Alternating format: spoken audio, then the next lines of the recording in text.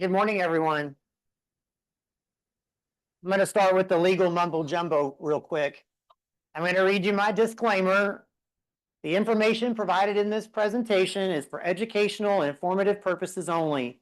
It's not intended to diagnose, treat, cure, or prevent any disease, and it's not a substitute for professional medical advice.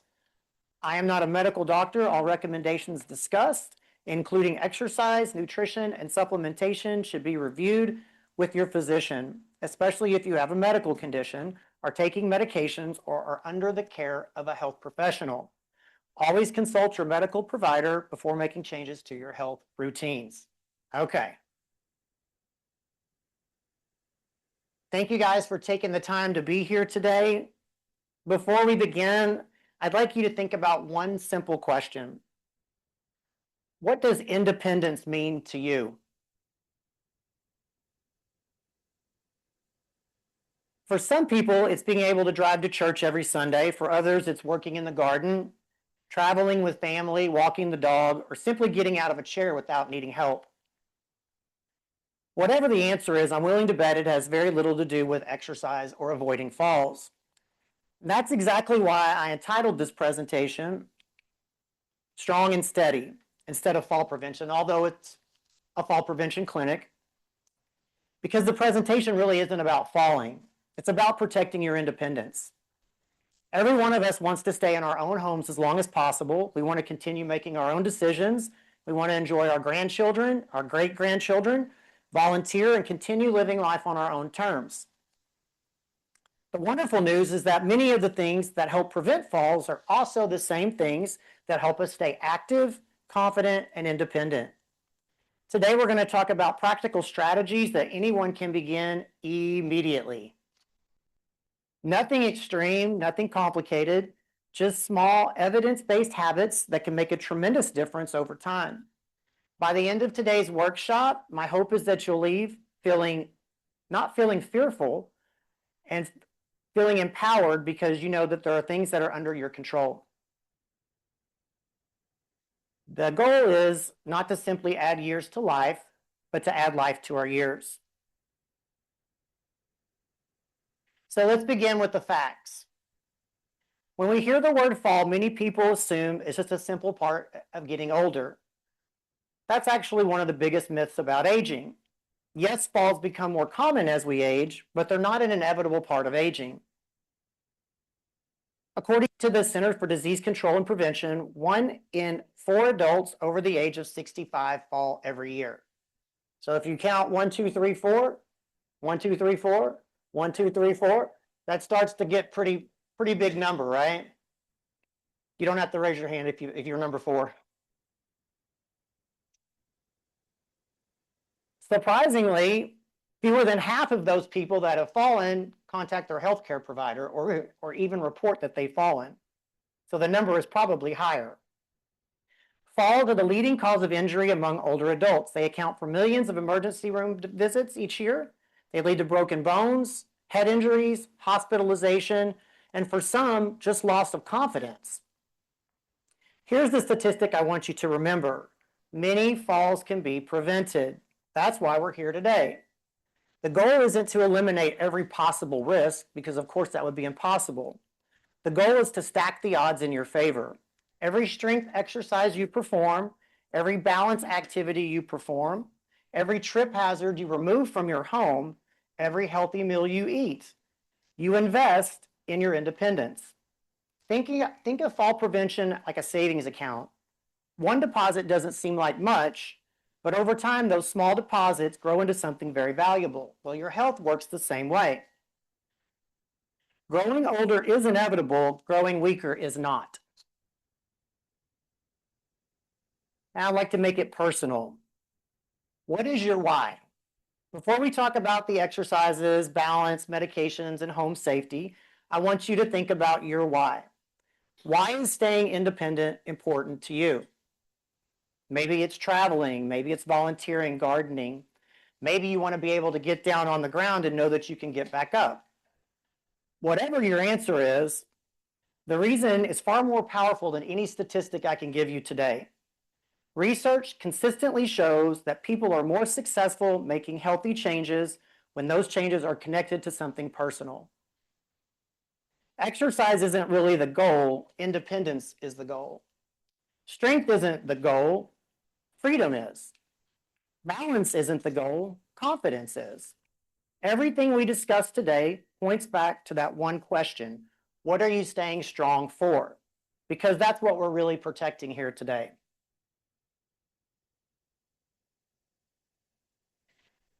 So hopefully everyone's identified their why. You got that in your head. You're going to keep it there.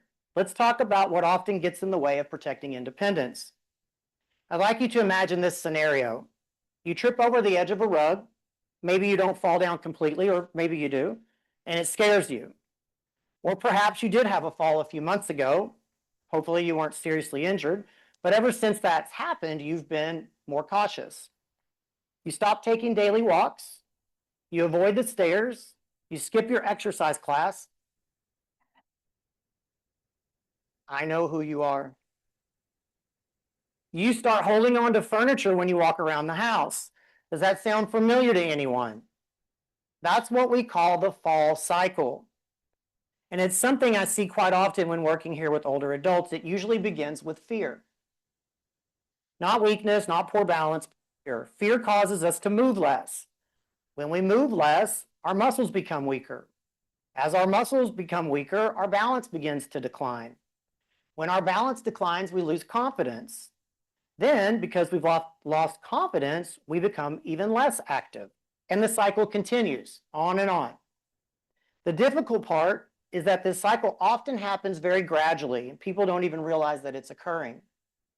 The good news is that this cycle can work in both directions. If you go backwards, just as inactivity can lead to weakness, activity can lead to strength.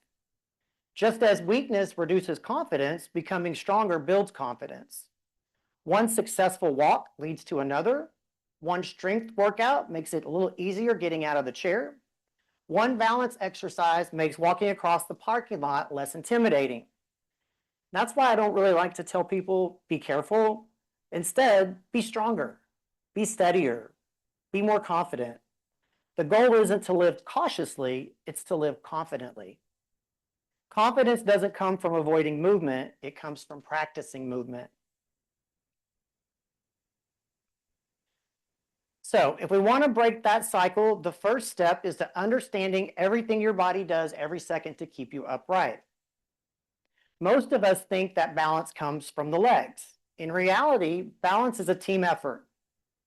Have you ever wondered how you can just walk across the room and not think about every single step?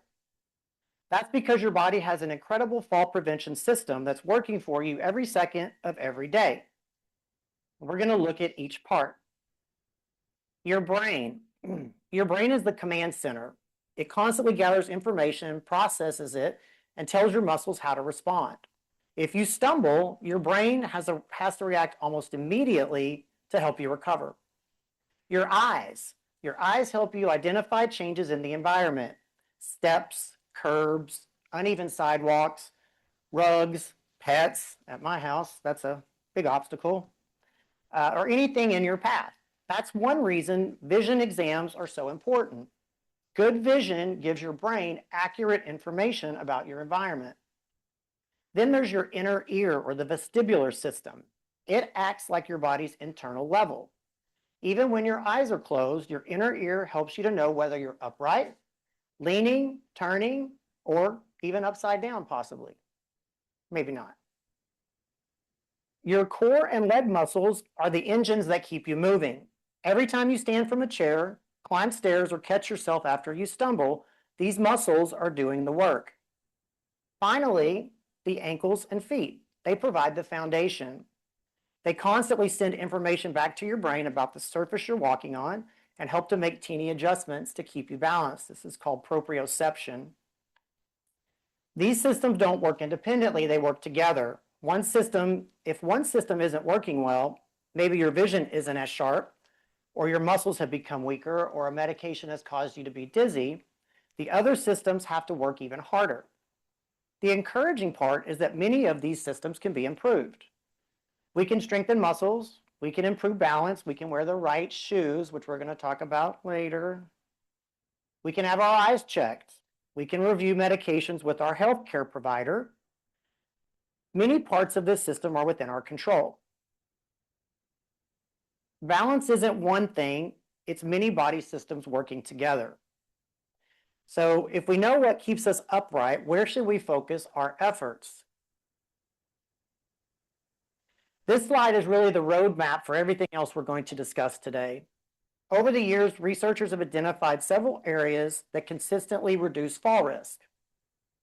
Rather than trying to remember dozens of recommendations, I like to organize them into 6 simple pillars. Think of these pillars like table legs. If one leg becomes weak, the table becomes less stable. The same is true for our health. The first pillar is building strength. Strong muscles help us to stand up, climb stairs, recover from a stumble, and remain independent. The second pillar is improving balance. Balance is a skill. Like any skill, it improves with practice. The third pillar is staying active. This is everyday movement, walking, gardening, swimming, dancing. Movement truly is the best medicine. The fourth pillar is creating a safe environment. Good lighting, removing trip hazards, using grab bars when appropriate, wearing supportive footwear. These all make a tremendous difference. The fifth pillar is managing your health. Regular vision screenings, hearing screenings, going over your medications with your healthcare provider. And I think, is Lori in here? Did you bring the Carvajal stuff? I'll save it till the end. So we'll come back to that in a minute about the review of medications. And finally, the sixth pillar is nourishing your body. Yes, nutrition plays a part in fall risk. Eating enough protein, maintaining good nutrition feeds your muscles. Sleeping well and supporting bone health provide your body with what it needs to stay strong. I want you to notice something about these pillars. None of them require perfection. They don't require expensive equipment or even athletic ability. They're simple, small, consistent habits that, if done consistently, work together over time, putting those deposits into your health account. As we move through the rest of today's presentation, we're going to look at each of these pillars and discuss simple, practical strategies you can begin strengthening right away. You don't have to change everything today. One small improvement in each pillar adds up to meaningful change over time.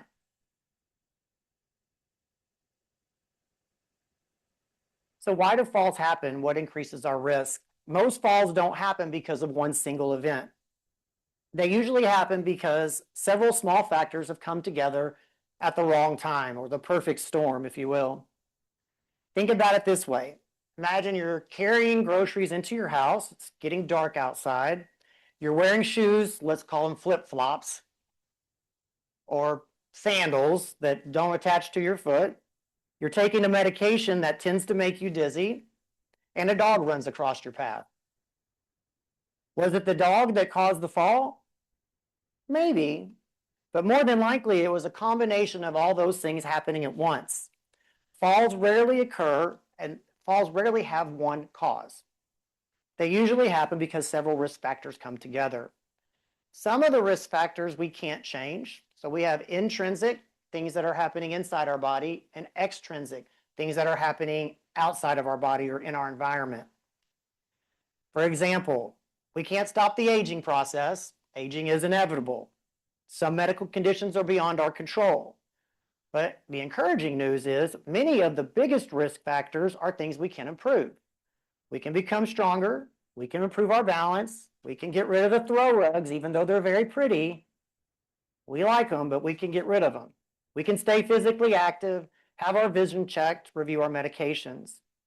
Think of it like Swiss cheese with the holes. Each risk factor is another hole.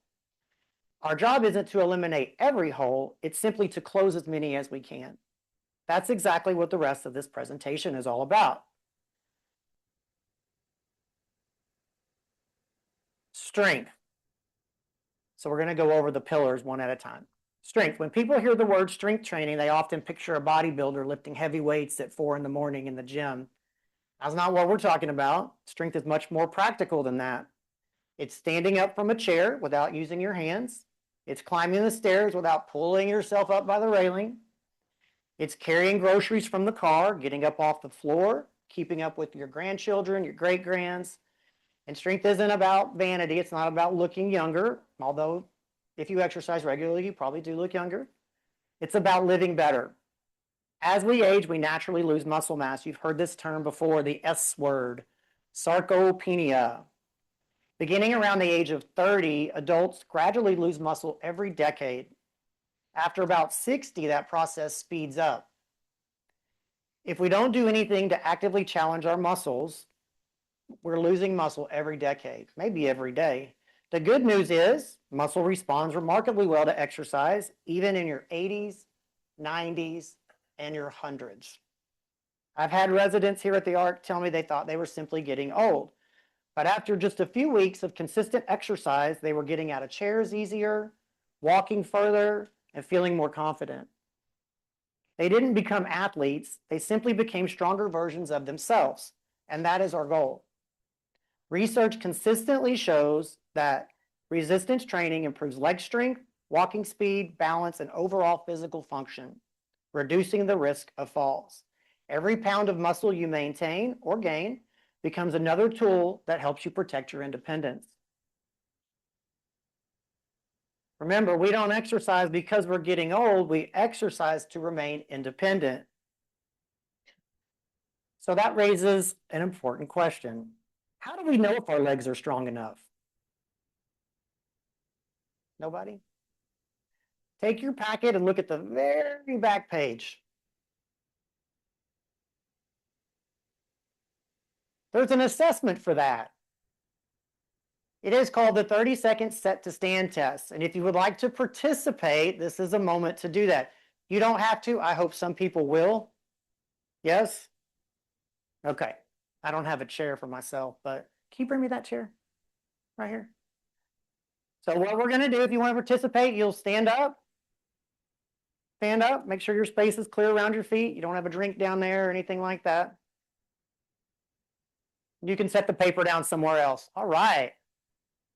So you're going to put your arms across your chest like this. You're going to sit down in the chair. Be safe. This is not for everybody. If you know you cannot stand up out of the chair without, you don't have to. You can try, because probably you won't get up, so that's okay, right? You're in the chair. So we're going to start seated. When I say go, you're going to stand all the way up.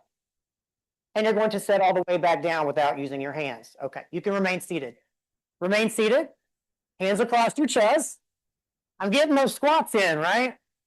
I'm going to start a 30-second timer. You have to keep your own count, so you don't have to tell anybody. There is a normative chart on that paper that tells you the numbers. It's also right up here. For women, if you have 12 or fewer, you may be at higher risk. Men, 14 or fewer. And then moderate, and then strong. And that's where we want to be, is in the strong category. We may not be there today, and that's okay. I'm going to get my stopwatch here. Everyone's clear on what we're doing? 5 minutes? You get 30 seconds. Yeah, let me find my stopwatch. I know it's here somewhere. Here we go. Okay, I'm going to go 3, 2, 1, and then I'm going to say go. You're going to go on go. With your arms across your chest, you're going to stand and fully set as many times as you can. You got to count for yourself. Nobody's counting for you. All right, here we go. 3, 2, 1, go.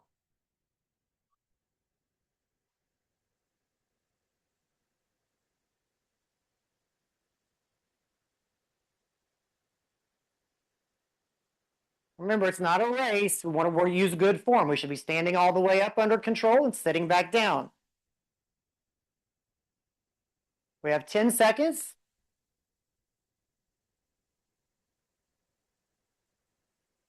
3, 2, 1. Time. Aha. Very good, very good, very good. So you have that number in your mind mentally. I want you to write it on that piece of paper that's on that back sheet. You don't have to do it right now. Probably don't have a pen, that's okay. Look at this chart. Where do you fall in that chart? For women, 12 or fewer. 13 to 17, that's moderate. 18 or more, strong. Men, 14 or fewer, might be at higher risk. 15 to 19, moderate. 20 or more, strong. So just write that number down. This is an assessment you can repeat. As you begin your exercise protocol, you can come back to this and see the improvement in the number that you're able to do.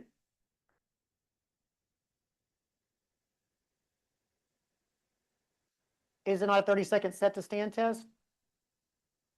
That's it. That's it.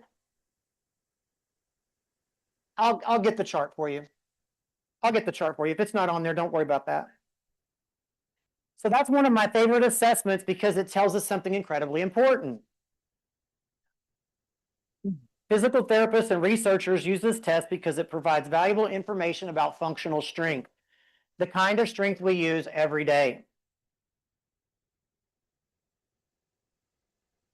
Whether you're 65 or 95 or, dear Betty Gordon, God rest her soul, 105, your muscles respond to exercise. The test isn't measuring your age, it's measuring your current level of function. And that is something that you can improve. Balance. So we've talked about strength. Strong muscles are incredibly important, but strength alone isn't enough. Have you ever known someone who was strong but still lost their balance? That's because strength and balance work together. When people say, I just don't have good balance anymore, I like to remind them, balance isn't something you're born with or something that you lose forever.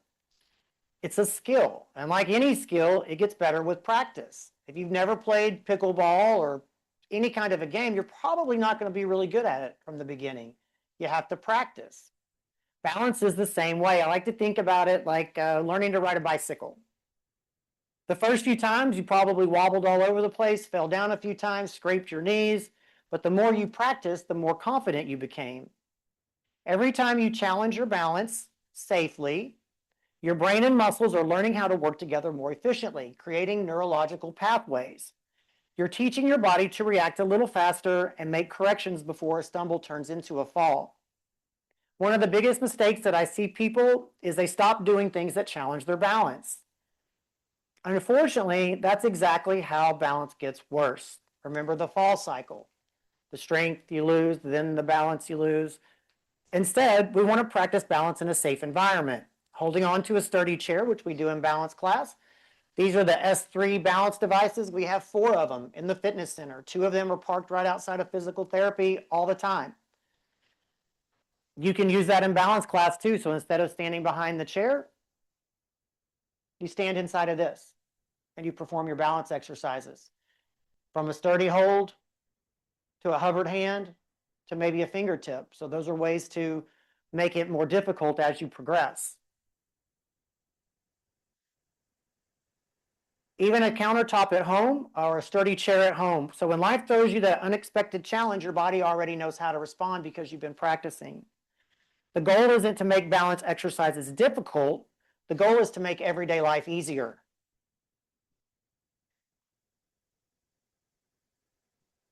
So we have right here some very simple balance exercises. I was going to have you guys practice these, but some of you in the front row don't have a chair in front of you to hold on to. So I'm just going to demonstrate them myself here on the S3 balance device. And as I showed you, you can vary your grip, right? So I can hold on with both hands, stand on one leg. I can hover my hands. I can hold on with my fingers, one hand, and ultimately no hands. Single-legged leg raises, strengthen the hip adductors. Knee raises, strengthen the hip extensors and hip flexors. And then walking in a straight line. You can actually use this for that, even though it's not linear. You can walk, walk, walk, and turn. What I see in people is when they go to back up is where a lot of falls occur. You don't have any foot back there behind you to catch you. I encourage you when you go to turn around, turn your feet and turn your body instead of stepping backwards to go back. How many people in here attend balance class? How many people are going to attend balance class? All right, I got a couple. All right. We don't improve balance by sitting in a chair. We improve balance by practicing balance. Most falls don't happen on a hiking trail or some exotic place climbing the mountains. They happen in places we've walked through hundreds of times. Most falls actually occur at home. And that's why this slide is so important. The good news is that we are in control of our environment in our homes. Many of our homes' hazards are easy to fix. Throw rugs. One of the biggest culprits. A rug slides even a few inches, and that's enough to catch your foot. If you love your rugs, secure them with non-slip backing. Lighting is another big one. As we get older, we need more light to see clearly. A well-lit hallway or a night light can make a tremendous difference during those late night trips to the bathroom. Clutter is another common hazard. Certainly not. Shoes left in the hallway. My husband leaves his shoes everywhere. Electrical cords, boxes, and even a pet toy can become an obstacle. Let's talk about shoes for a moment. Around the house, many people like wearing slippers or socks. And the problem is that soft slippers and socks don't provide enough support or traction. If you go to the hospital, you know they give you the socks with the sticky stuff on the bottom of them. Probably no one has those in their drawer. They're not very comfortable. But the bathroom deserves special attention because they combine slippery surfaces with quick movements. Grab bars, non-slip mats, a shower chair can make bathing a safer experience. Remember, the goal isn't to make your home look like a hospital. The goal is to make your home support your independence.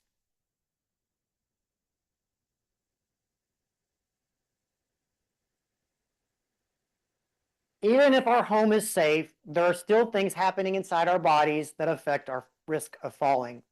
Intrinsic, right? Intrinsic fall risks inside. Sometimes the biggest fall risks aren't on the floor at all. They're inside our bodies. We've talked about muscles, balance, and the environment. Now we're going to talk about overall health. Let's start with medications. Some medications cause dizziness, drowsiness, drastic changes in blood pressure, especially when standing up quickly. That's why it's important to review your medications regularly with your healthcare provider and never stop or change a medication without medical guidance. And I'm going to pause there for a moment. There is a packet here when you leave from Carvajal Pharmacy, and they are offering for free to sit with you and review your medications. If you have a lot of medications that you take particularly, and they're prescribed by all different doctors, it's a very good idea to review those frequently to make sure you're, one, not taking things that you no longer need, or two, taking things that contradict each other. Carvajal Pharmacy is also offering prescription delivery for free. I know there was an issue with HEB charging, so you can explore those things. The packet is here on the table. Vision is another important factor. If you can't see clearly, you can't see the step or the curb or the change in flooring, your risk of tripping increases. Regular eye exams and updated prescriptions are one of the easiest ways to reduce fall risk. Hydration. Hydration matters. As we age, our sense of thirst often decreases, making it easier to become dehydrated. And even mild dehydration can cause fatigue, dizziness, confusion, and loss of balance. Nutrition plays a major role. Our muscles need protein to stay strong. Without enough protein, we lose muscle more quickly, which makes everyday tasks harder. Good nutrition also supports your bone health, energy, and recovery. Sleep deserves a mention as well. Poor sleep affects reaction time, attention, and decision making. Have you ever noticed that you feel clumsier after a restless night? Our brains and bodies perform best when they're well rested. The important message is that none of these factors work alone. Just like in your fall prevention system, they work together. If your body is overall healthier, it's better prepared to keep you moving safely and confident. Strength begins in the gym or wherever you exercise, but it's supported in the kitchen, the doctor's office, and your own home. We've covered a lot of information today, and you might be wondering, this all makes sense, but where do I actually begin? And that's exactly why I created the Daily 5.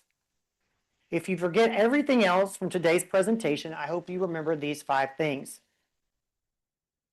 I believe consistency is far more important than complexity. If it's not in there, I will make sure it gets added. You don't need a gym membership. You don't need expensive equipment. Well, you have a gym available to you, no membership required. You don't need to spend an hour every day exercising. You simply need to move your body more consistently. Number 1, move your body daily. Take a walk.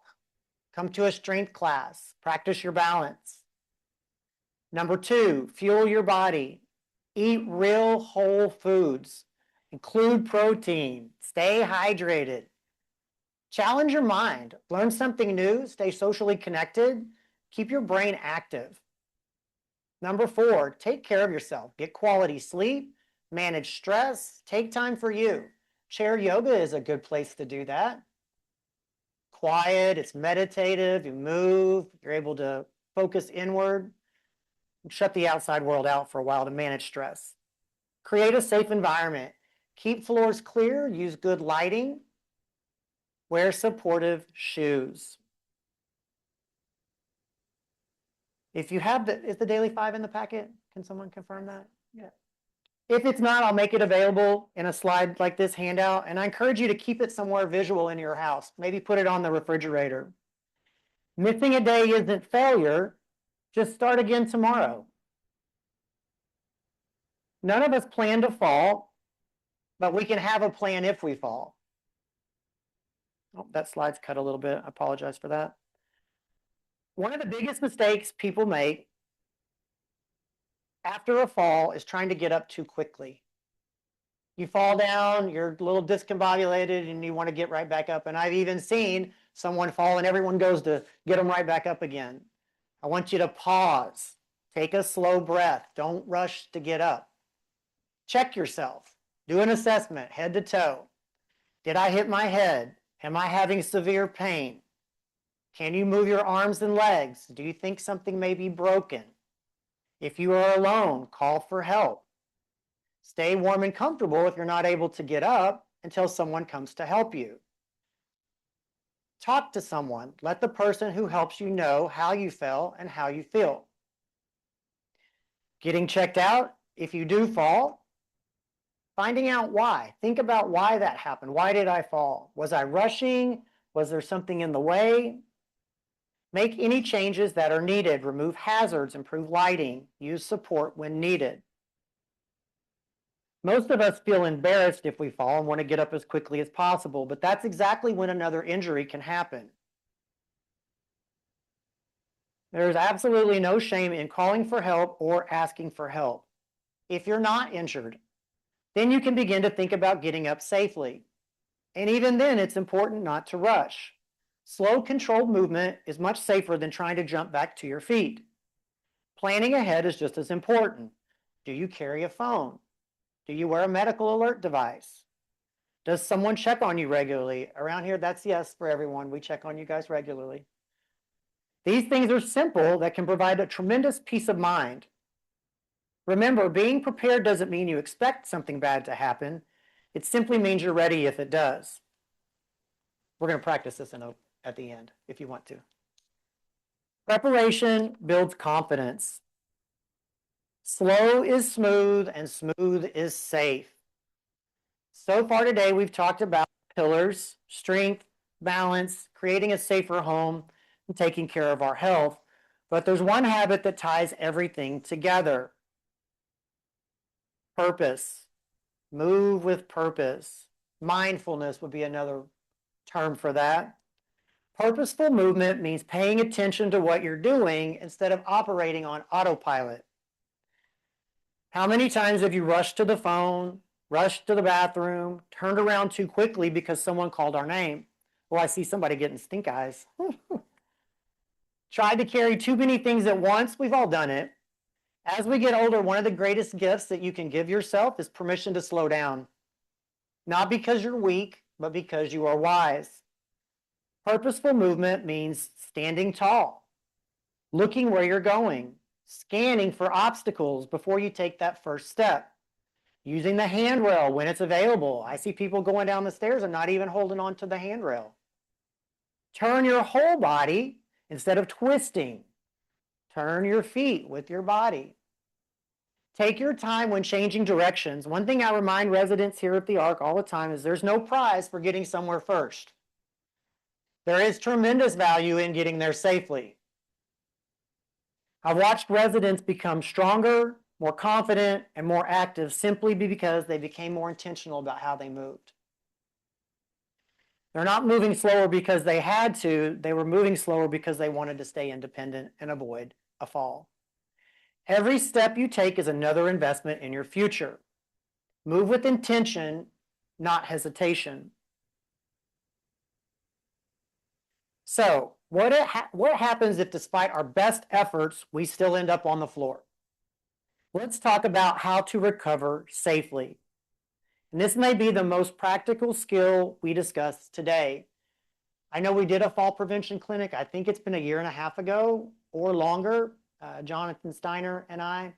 And there's a resident that lives here that struggled to get up off the floor that day. She has every day, most days, not every day, 2 times a week since that time, she gets down on the floor at the gym and gets back up again using that blue table instead of a chair. And she gets up much quicker, much easier. And she knows that if she finds herself on the floor today, she can get back up off the floor. And that has built a tremendous amount of confidence in her and her movement and the way she carries herself in her daily life. So again, this may be the most practical skill we discussed today. Even when we do everything right, falls can still happen. The difference is being prepared. We're going to go through these and I can show them to you. Does anybody want to volunteer? Maybe somebody that knows for sure they can get up off the ground? Yes, sir.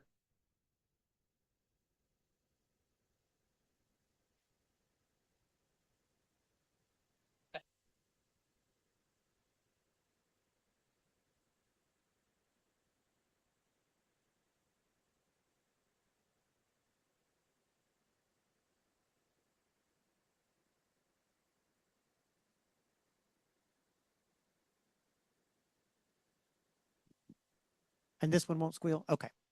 So you're just going to get on the ground. You've just fallen down. You're going to be on your back with your head facing the chair here. Now, this is a pop quiz. What do you do first? No. Pause. Yes. Assess. Am I hurt? Did I break anything? Okay, he's assessed. He's going to roll over to his side. From there, he's going to get onto his hands and knees. Draw your knees up. He's in a good position because the chair's right here. When you fall, you may not be right next to a sturdy chair. So you would crawl to the chair. You're going to put your hands on the chair, which lifts your upper body. Check the chair. Make sure it is, in fact, a sturdy chair. Whoa! Exactly. You're good. Most of us know what our dominant leg is. He is going to step forward with his dominant leg. He is going to use the strength in his arms and the strength in his leg to push himself to standing. And then he's going to turn around and sit down because he's probably discombobulated from falling down on the ground. Good job. Anybody want to give it a try? You can stay after class if you want to. I'll be glad to practice with you guys privately.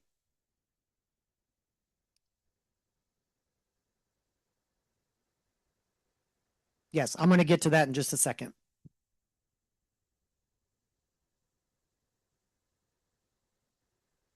Okay. If you've had a knee replacement, you can choose your stronger or more comfortable leg. I have blue pads down there that you can put under your knee. Hopefully in your home you have a pillow or something you could put. Well, what if I have both knees?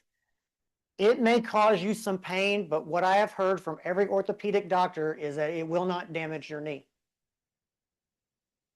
If you are on the ground, that is a decision that you have to personally make. Do I want to endure the pain, whatever it might be, to get back up, or do I need to call somebody?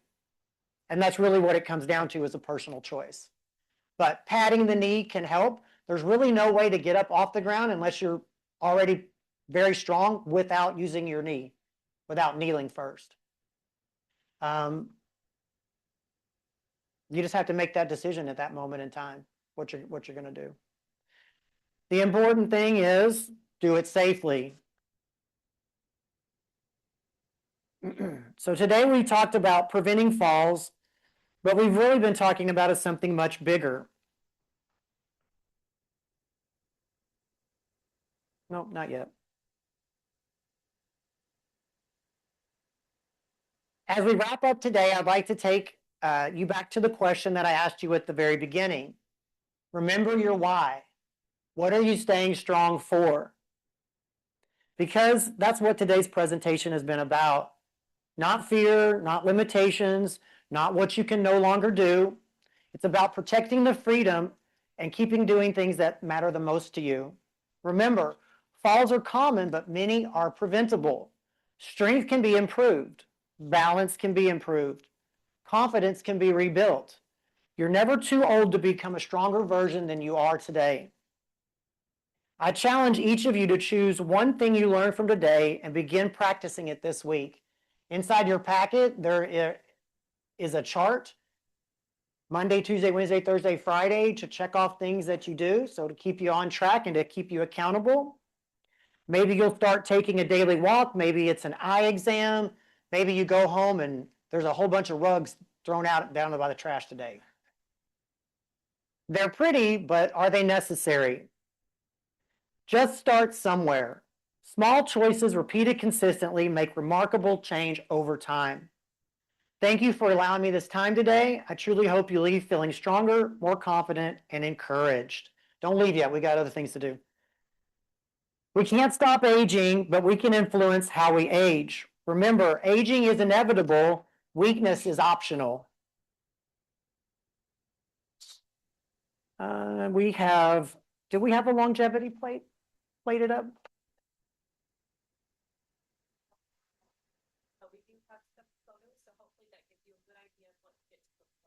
Okay, and you're going to put those on the table over there. If you go inside the gold box, there's the voting slips, 1, 2, and 3. You can just set it by the photograph for me. That'd be great.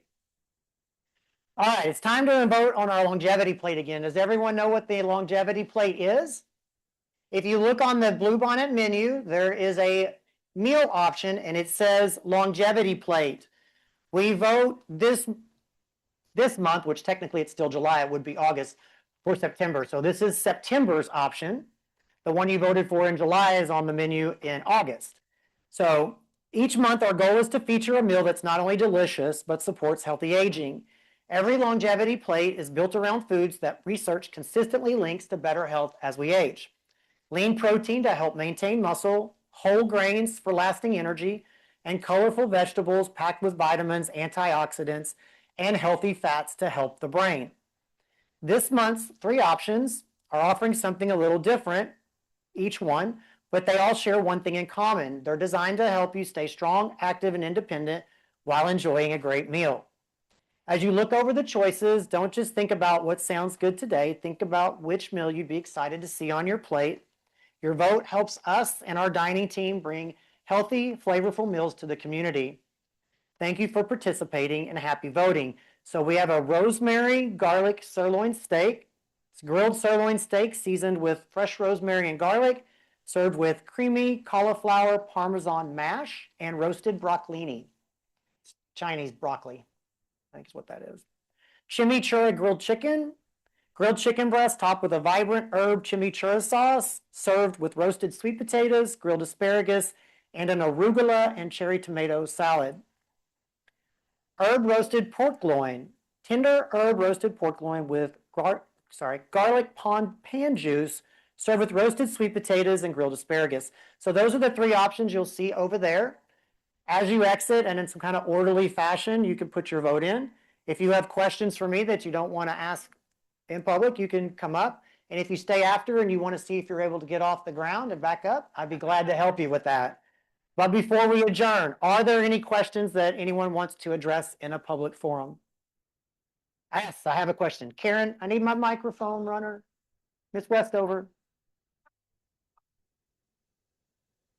It doesn't work that way. She likes to do it. Oh, here they are. Sorry, here they are.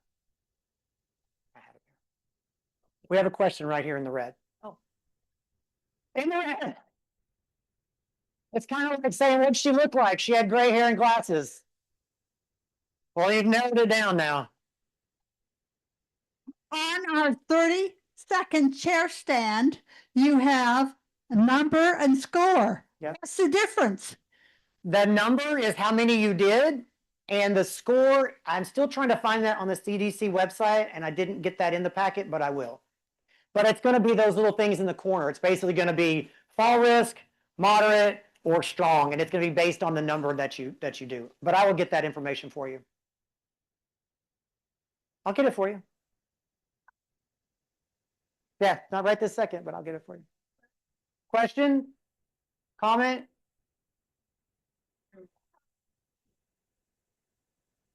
You have to speak into the microphone because the recording won't pick it up. Talk about shoes, Carrie.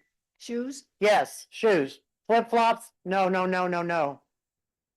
Sandals, anything that's not attached to your foot is not a good option. I can tell you from personal experience, I have a friend, she's 78, and she was just going, falls happen at home, place that you're the most comfortable. She had slippers on. She went down the 3 steps in the front of her house to let the dog out, turned around, kicked into the step, the slipper rolled up under her foot, and she fell and gashed her head open. 17 stitches later. If she'd have had shoes, that would not have happened. So, I know they're comfortable, they're cute. When you put them on, just know that it's a risk. So what other risks do I stack onto that? So good supportive shoe wear is extremely important. Did I answer your question? Yeah. Anyone? Oh, over there. And then someone get a question over here just to make her run back and forth. It'll be fine. In the very back.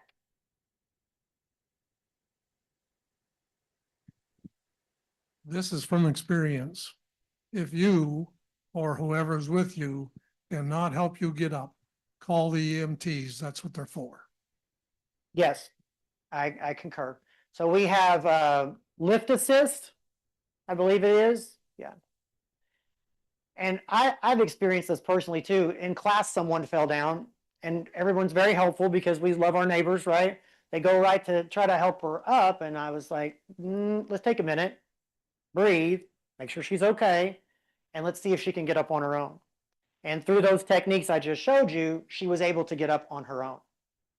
If you're not able to get up on your own, then lift assist is an option, of course. I don't encourage anyone to pull somebody up. Always let them see if they can get up on their own. Anyone else? Over there, Karen.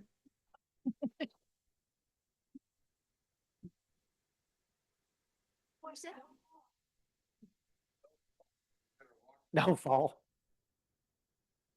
Carry on your handout, it's not a complete scoring, but in the lower right-hand corner, it says the chair stand below average scores. Yes. So if you're young, like 80 to 84, and it's less than 10, then you're below average. Yes, sir. Sounds Thank like you. ought Thank to you be for doing that. Thank you. Anyone else? Back there, Karen.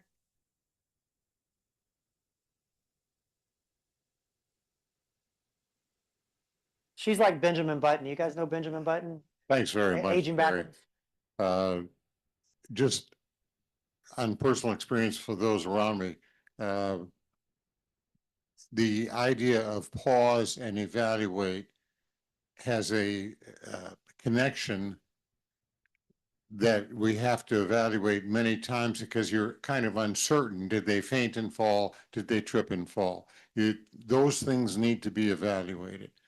The law of gravity has no need for congressional approval. It works all the time. And if you are suddenly elevated from a position where you do in fact have a poor circulatory response. For whatever the reason, the blood flows away from your head, Mhm, and which is that's not good. extraordinarily important. So thanks very much, but it's extremely valuable to do that little bit of assessment. Yes. Or let the EMTs do that as they arrive. That'll work too. Thank you, sir.